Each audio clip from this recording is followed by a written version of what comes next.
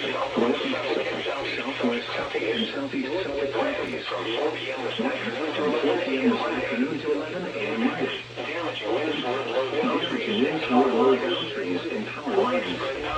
Widespread power outages are travel will be difficult. High-profile vehicles. Avoid being outside in forested areas around branches around trees. If possible, remain in the lower levels of your home during the windstorm and avoid windows. Use caution if you must drive.